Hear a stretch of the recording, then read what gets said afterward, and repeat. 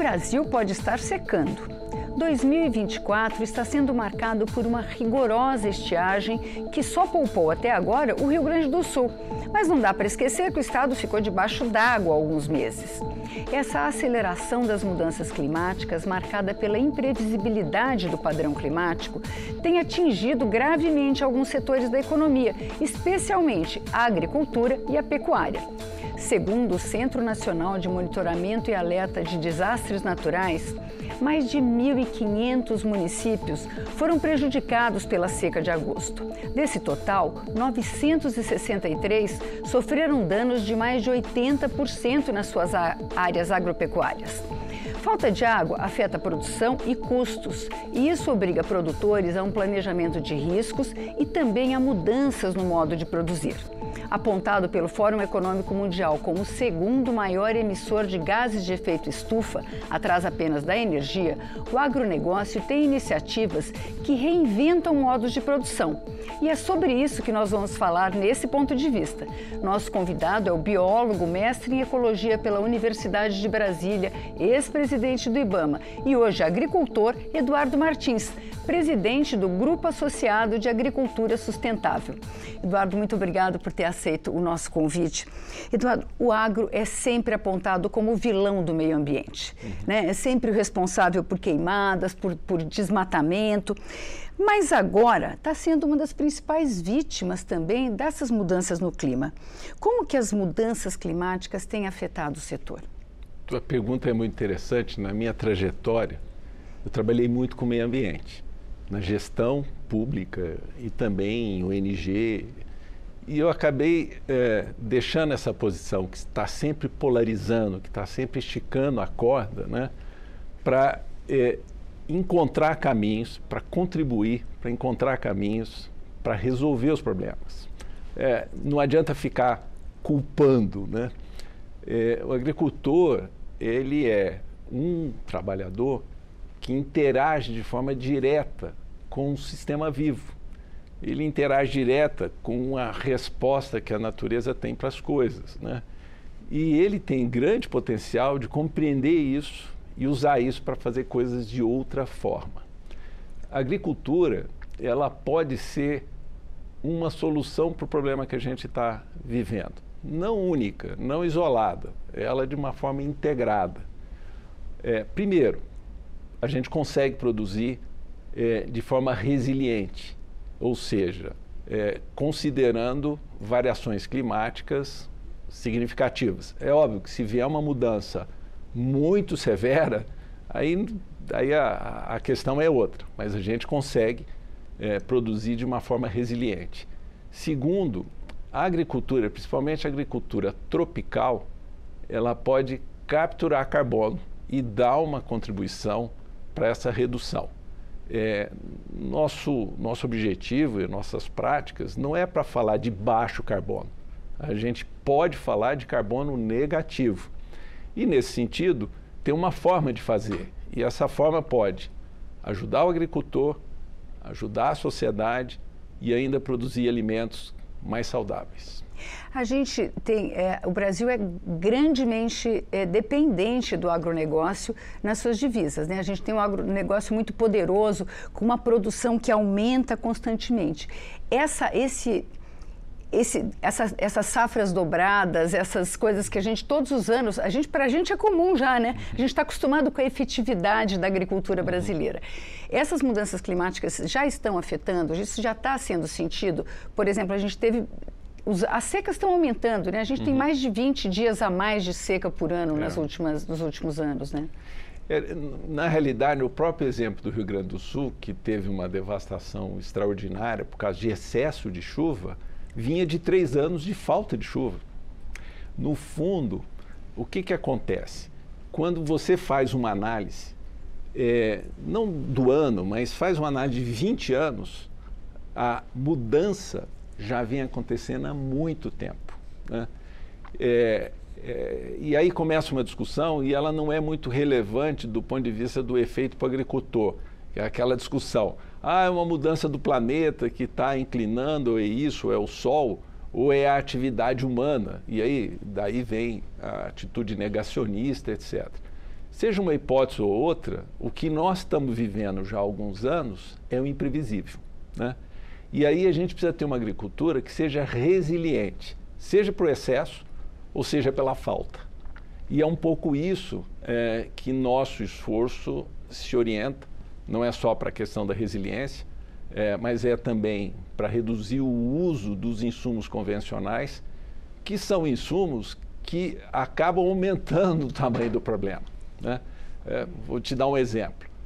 Eu ponho adubação. Adubo o que é? No geral, os adubos são sais. Imagina eu pegar numa situação em que falta água e estou colocando um sal dentro do solo. Imagina um insumo, né, que pega a vida do solo, que na realidade é fundamental para fazer esse sistema ser resiliente à falta d'água, né, ou fazer o solo ser permeável, e eu comprometo essa vida com químicos que matam micro-organismos. Então, a gente precisa fazer uma mudança profunda na agricultura brasileira. Então, que respostas são essas que vocês estão em busca, que está começando a ser implantado aqui no Centro-Oeste? No caso, o seu grupo é aqui no Centro-Oeste? Não, a gente está presente no Brasil inteiro, sim. com todos os tipos de agricultura. É claro que predomina grãos, né? Mas é no Brasil inteiro. Mas tem produtores de vários tipos de cultura e também vários tamanhos de propriedade. O que acontece, né? O agricultor sempre está num nível ali, no limite da viabilidade econômica, né? Se você pega toda a cadeia do agronegócio, né, o agricultor é aquele que tem mais risco e a margem de lucro dele é sempre muito pequena. Quando tem algum imprevisto, o agricultor sempre fica numa dificuldade. E isso é repetido, né? Isso é histórico. E uma das coisas que o agricultor, quando olhou essas possibilidades, é uma maneira de reduzir custo. Vamos reduzir custo. E essa redução de custo acabou levando esses agricultores sustentáveis, né, a trocar o insumo. Em vez de usar um insumo convencional, né, moléculas químicas e adubação solúvel, ele começou a usar alternativas.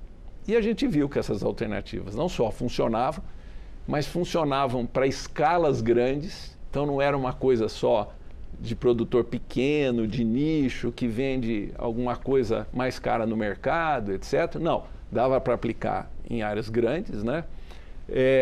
A gente, quando todas essas técnicas que a gente utiliza não funcionam, a gente usa o químico, a gente não deixa de usar, não tem uma lista negativa de não poder, né? Mas isso acabou fazendo a gente reduzir, na onde o manejo regenerativo está mais avançado, né, a reduzir 80% no consumo de agrotóxicos e adubação química. Isso leva a uma redução de custo para grãos, por exemplo, que pode chegar até 40%. O mais normal é estar entre 15% e 30%. E isso acaba se transformando numa possibilidade do agricultor sobreviver dentro da atividade, nessa redução de custo. Isso que a gente está chamando de agricultura regenerativa, é isso? É interessante. Ou é uma das práticas da... Não. É isso que está sendo chamado de regenerativo. Regenerativo é um conceito aberto, né? E cada um acaba se apropriando dele em função da sua conveniência. Mas o nosso regenerativo, ele está baseado em reduzir os insumos que são ofensivos à vida no máximo possível e, quando possível, eliminar, resolver os nossos insumos no contexto local e regional. A maioria daquilo que a gente usa, né, para adubação ou para os biológicos, ele está próximo da gente. Então, o efeito econômico nosso acaba acontecendo no contexto de produção que a gente tem. A outra coisa que a gente adota é sempre buscar aumentar a biodiversidade do sistema. E isso a gente faz de várias formas. Reduzindo o ofensivo no solo, fazendo que o solo tenha fluidez de água e fluidez de gás para ter oxigenação, controlar a compactação, criar e manter áreas naturais, estabelecer uma forma de ter o solo sempre coberto, né? O tempo todo o solo está coberto. E isso tudo, Vânia, permitiu a gente manter os níveis de produtividade, fazer essa redução de custo que eu citei, e a gente começou a descobrir que aumentava carbono no solo. A gente começou a descobrir que a produção tinha uma qualidade melhor. Por causa de alguns insumos que a gente utiliza um conceito que são dos remineralizadores, né? Que são rochas regionais moídas, finas, e que substituem em parte a adubação química e que também ajudam muito para a gente fazer um melhor condicionamento do solo. Tudo isso são soluções nossas, nós não dependemos de importação e isso permitiu a gente ter esse avanço e essas são as principais práticas que fazem a gente produzir dessa forma. Esse tipo de prática, ela pode recuperar? A gente sempre fala de terrenos, de áreas que estão esgotadas. Esse tipo de prática pode recuperar áreas esgotadas? A primeira coisa que a gente tem que fazer quando pega uma área bastante degradada e bastante comprometida por causa dessa forma de produção, é fazer a regeneração dela. Como é que essa regeneração se dá? Ela acaba se dando, né? A primeira coisa é fazendo o solo ter vida, voltar a ter vida, ter uma vida ativa, ter as cadeias das coisas funcionando dentro do solo, né? Praticamente, como é que isso funciona? Por favor. Por exemplo, a gente tem que equacionar a fertilidade, né? Então, eu vou começar a fazer uma substituição de forma evolutiva, nada acontece assim, né? É sempre uma construção. Uma área de grãos, quando você tem tudo disponível, leva 3 anos para acontecer. Então, eu vou começar a reduzir a adubação química, aumentar o uso dos remineralizadores, aumentar os recursos regionais que eu tenho de resíduos, o que a gente chama de circularidade. São insumos que a própria região gera e que me atendem às minhas necessidades de oferecer uma condição de solo para que a planta tenha nutrientes, né? Depois, nós vamos substituir os produtos químicos, fungicidas e inseticidas, né, por biológicos. E esses biológicos nós produzimos na própria fazenda. São biológicos multiplicados, que a gente chama de multiplicação própria, né? Mas o nome mais comum é o chamado, é a produção on-farm de biológicos. E esses biológicos substituem essas moléculas que são ofensivas e a gente consegue ter uma melhoria. É claro que eu tenho que ter planta de cobertura, é claro que eu tenho que ter todo um cuidado do ponto de vista de como é que eu desenho meu sistema produtivo. Eu tenho que começar a reduzir a quantidade de coisa pesada em cima do solo para resolver o problema da compactação. Isso quer dizer o quê? Menos trator, menos máquina? Na realidade, é planejar o uso dos equipamentos, né? Lançar mão, quando é econômico, o uso dos drones. É interessante que essa agricultura, ela acaba tendo coisas que são muito acessíveis, né? Porque são coisas mais baratas e que a gente encontra na regionalidade, mas ela, na realidade, está lidando com a coisa mais complexa possível, que é fazer o sistema funcionar como um sistema vivo, o sistema agrícola funcionar como um sistema vivo. Quer dizer, isso é altamente dependente de pesquisa, de tecnologia, é isso? De compreensão do... No final, isso é muito legal também, porque boa parte das coisas que hoje a gente pratica já eram utilizadas, já eram ditas como importantes há muito tempo. É muito interessante isso. A gente pega muito das práticas chamadas agroecológicas e a gente também pega muito das orientações que o pessoal chama de intensificação ecológica, que significa o quê? Fazer com que a energia flua dentro do sistema, fazer com que a reciclagem dos nutrientes, né, aconteçam dentro do sistema. Tudo isso faz com que essa agricultura funcione. Agora, isso não é simples, isso no fundo é complexo. Nós precisamos muito da pesquisa. Nós precisamos muito de uma pesquisa que olhe para o agricultor. Nós precisamos muito da pesquisa que olhe para os processos produtivos. A pesquisa no Brasil, muitas vezes, ela tem grande ênfase em produtos de prateleira. Não que a gente não use produto de prateleira, a gente também usa. Mas para nós, mais importante é resolver os problemas nos processos. não baseado em produto. Por isso que a gente fala, nós fazemos uma agricultura de processo e não de insumo.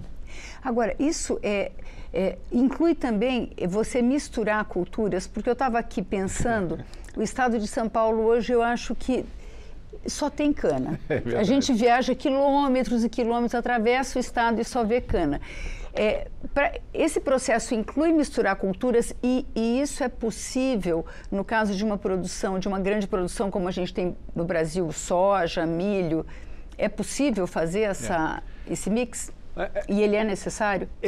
No final, a gente muitas vezes tem algumas condicionantes que para eu produzir eu tenho que ter monocultura, né? Que é um pouco o que você está falando. Ou é de cana, ou é de soja, ou é de milho, etc. Então, quais são as práticas que eu posso dispor para que aumente essa diversidade de cobertura? Então, uma é sucessão de cultura. Eu tenho uma cultura, eu vou ter outra. A outra é rotação de cultura, que eu produzo uma coisa, nos anos seguintes eu vou produzir outra. A outra coisa entre os períodos de produção, eu tenho o que a gente chama de plantio de cobertura de mix de plantas. E aí chega a ter mix com 4, 5, 6, até 7 plantas diferentes, para manter o solo sempre coberto. Isso permite a gente fazer esse elemento de biodiversidade que a gente precisa. O que você está sugerindo tem a ver com a questão de desenho produtivo. Alguns produtores já estão avançando nesse sentido, principalmente no processo de integração lavoura-pecuária.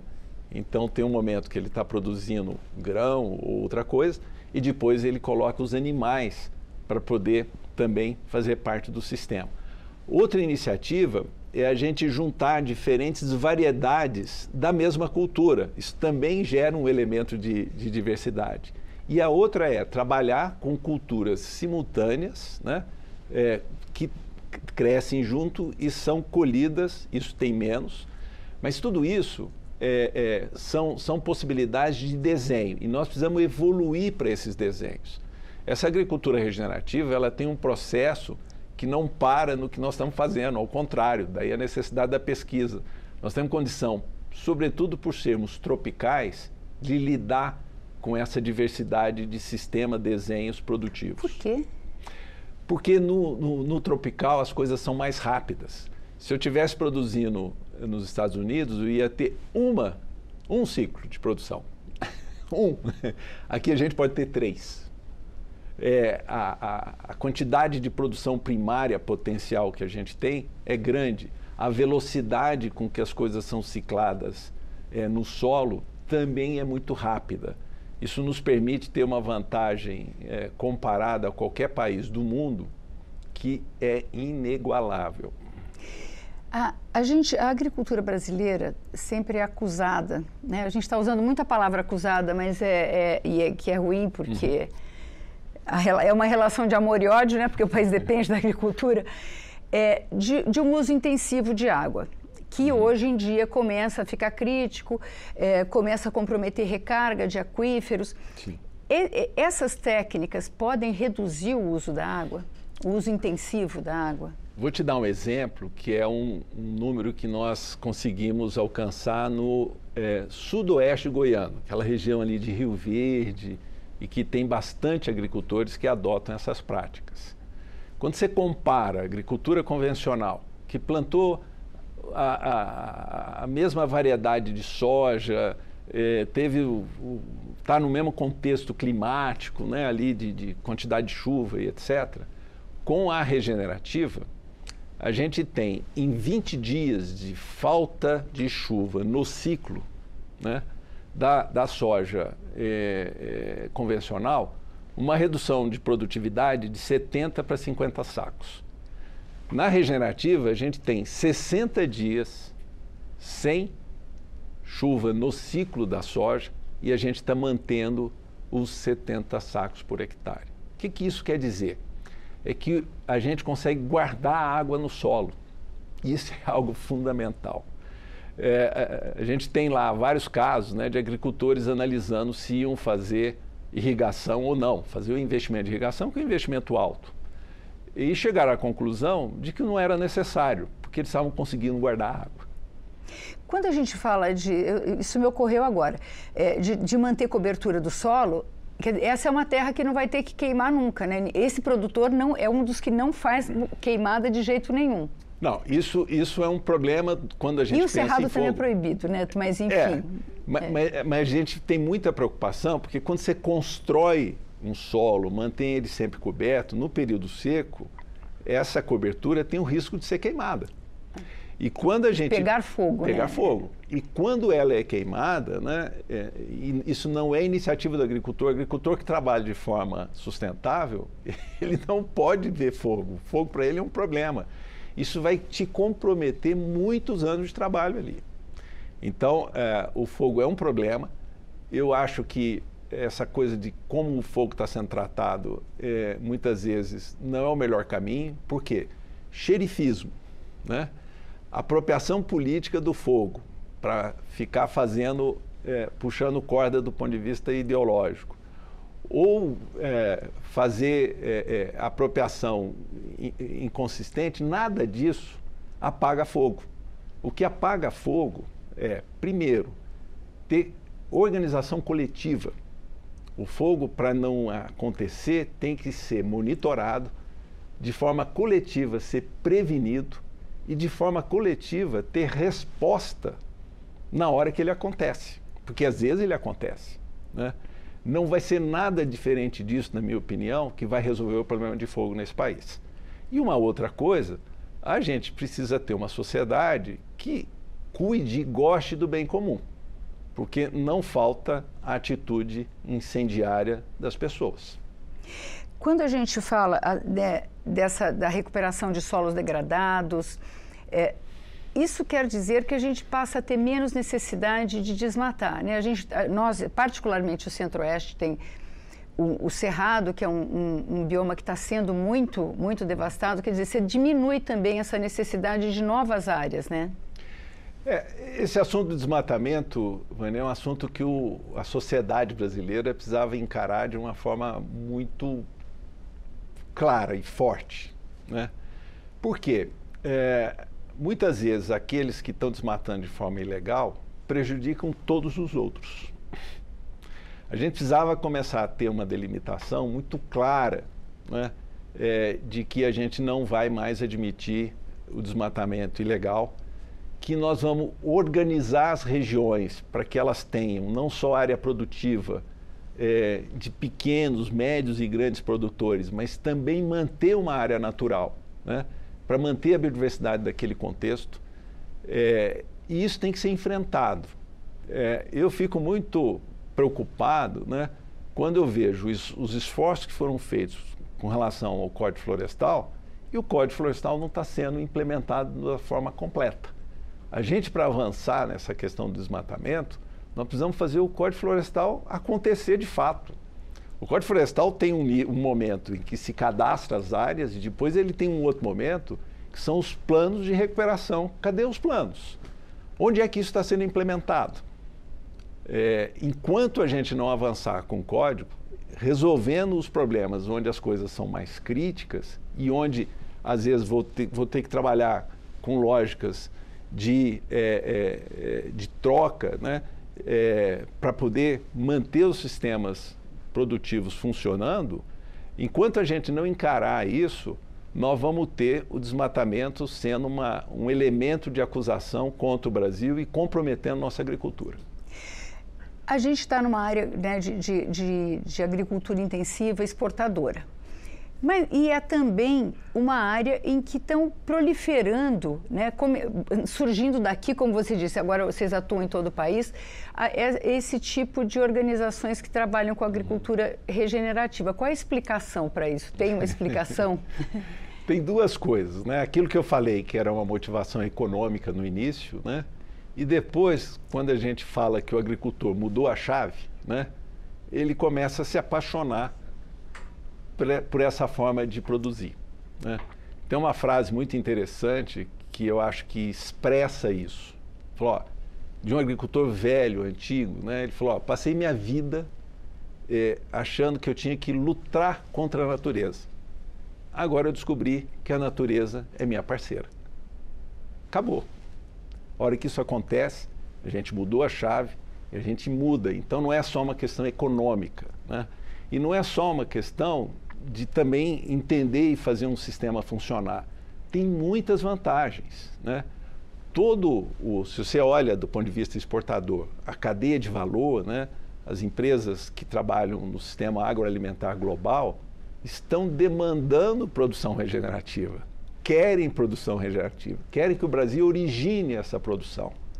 Então nós temos uma enorme oportunidade e a gente tem que fazer com que essa produção seja valorizada.